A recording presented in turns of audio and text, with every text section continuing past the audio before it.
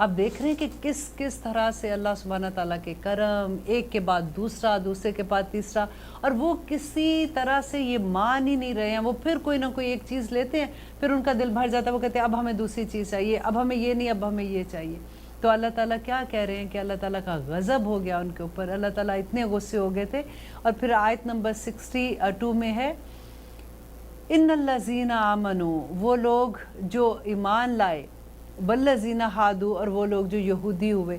अब यहाँ भी इंशाअल्लाह हम ये वाली आयत हम इंशाअल्लाह अगले प्रोग्राम में करेंगे, क्योंकि ये भी इतनी खूबसूरत आयत है जिसकी कहानी, जिसमें अल्लाह ताला बता रहे हैं कि किस तरह से ये लोगों ने अल्लाह ताला के अहकामात को बार बार मना किया, और किस तरह से अल्लाह ताला ने इनको बार बार माफ़ किया और उनको मौका दिया। अभी तक भी अल्लाह सुब्हाना ताला मौका देते हैं। देखिए, इस दुनिया में जब इंसान नाफरमानी करता है तो अल्लाह ताला का अज़ाब एकदम से नहीं आता। अल्लाह ताला मौके देता बंदे को कि वो किसी तरह से तौबा कर ले, इस्तग़फ़ार कर ले, और वो सीधी राह पे आ जाए। अब देखिए, मैं अक्सर ये कहती हूँ कि जब भी हमारे ऊपर कभी कोई मुश्किल आती है ना, छोटी मुश्किल आती है, तो एक लम्हे के लिए ना फ़ौरन अपने आप को जज किया करें कि मैंने कहाँ गलती की है। क्योंकि अल्लाह सुब्हाना ताला का ये फरमान है, वो कहते हैं कि जो अल्लाह की नाफरमानी करता है उसको अल्लाह सुब्हाना ताला उसके मातहत लोगों को उसका नाफरमान कर देते हैं।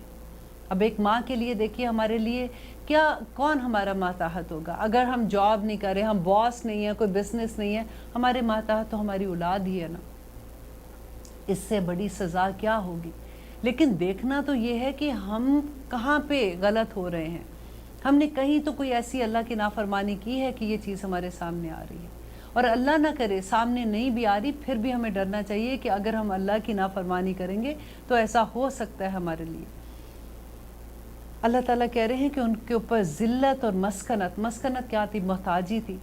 वहाँ पे भी गए थे। फिर देखिए, नबी सल्लल्लाहु अलैहि वसल्लम की पैदाइश से 500 साल पहले रोमियों ने फिर इनको अपना ग़ुलाम बना लिया था। फिर से उनकी उसमें ग़ुलामी में आ गए थे, और उन्होंने इतना जुल्म किया था कि इसी वजह से ये मदीना में, क्योंकि उनकी किताबों में लिखा हुआ था ना कि एक नबी आएगा और उसके साथ मिलके तुम कामयाबी की तरफ जाओगे, तो ये इसी वजह से मदीना की तरफ भी गए थे कि हमें कामयाबी, हमारा नबी आएगा, हम उसके साथ मिलके हम इनको सबक सिखाएंगे, हम जाके वापस हमला करेंगे और हम यरूशलेम वापस लेंगे।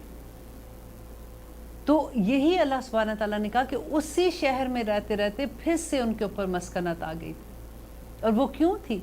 उनके अपने अमल की वजह से थी। आज हमारी इस्लाह भी तो तभी हो सकती है जब हमें ये पता होगा कि हम क्या गलत कर रहे हैं।